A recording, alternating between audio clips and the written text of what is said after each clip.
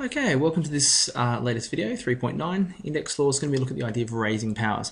So I've just looked at index law 1, which is that you multiply two numbers of the same base, you add the powers, and index law number 2, where if you divide two numbers with the same base, you subtract the powers. This idea of raising powers is a similar concept to expanding brackets. And essentially, when we raise a term by a power, the power is distributed to each number in the term. So just to sort of remind you about what the distributive law is, just recall if we had some expression for x plus 3, we're going to multiply the 4 across to both of these terms in here, and we will end up with 4x plus 12. Okay, so that 4 is, this 4 here is multiplied, distributed into the brackets here, and end up with this. Same sort of thing happens when we're raising with powers, is that we distribute that power in. Okay, so a couple of quick things that we need to know. First off, is that a to the power of 0 is always 1 except 0.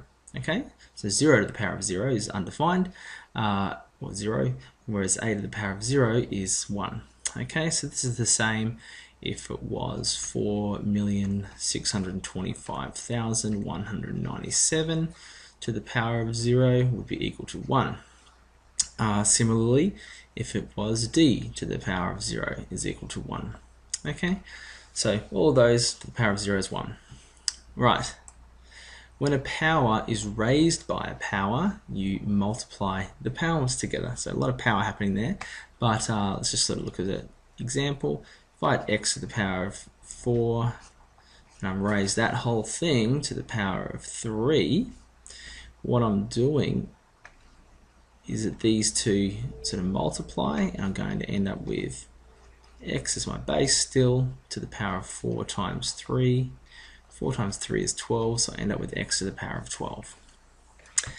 And when we have multiple numbers inside a set of brackets, we distribute the power by multiplying it onto each power in the set of brackets. So let's just say, for instance, I had 2x squared y to the power of 3.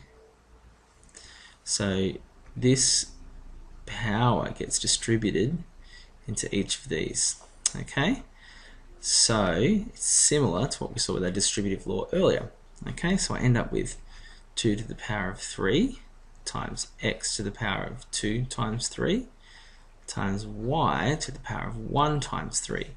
So remember that in here is like a little missing 1 that we don't write because it's sort of the same as just leaving it blank. So I'm going to end up with 2 to the power of 3 is 8 times 8x to the power of 6 y to the power of 3.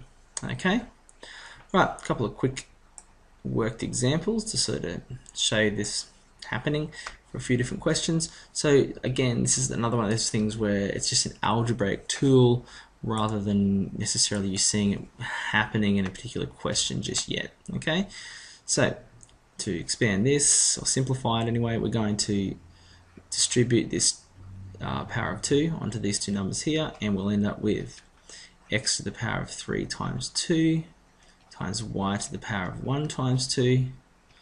3 times 2 is 6, x to the power of 6, y to the power of 2. Done. Okay, again with these algebraic quick little problems, it's a lot of the time it's about knowing when to stop. Okay, again, our power of 2 gets distributed into these two numbers. Remember, we just forget about this 4 because it is outside the brackets. Okay, important to notice that this is outside the brackets. Don't distribute the power to it.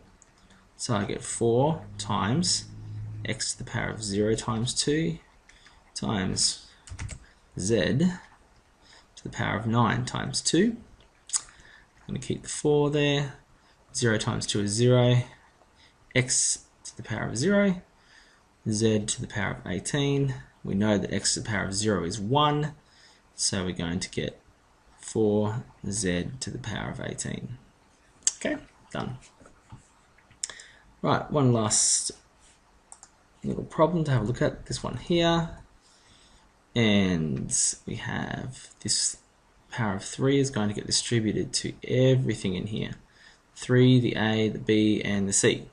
Okay, So we'll end up with 3 to the power of 3 times a to the power of 1 times 3 times b to the power of 2 times 3 times c to the power of 5 times 3.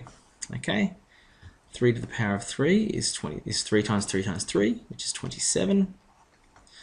A cubed, b to the power of 6, c to the power of 15. And we're done. So hopefully this is another algebraic tool that you can kind of, throw into your toolbox of algebra stuff that you know how to do to equations and expressions. And if you've had any issues with any understanding on this video, please bring those to class and we can chat about them there. Okay, thank you.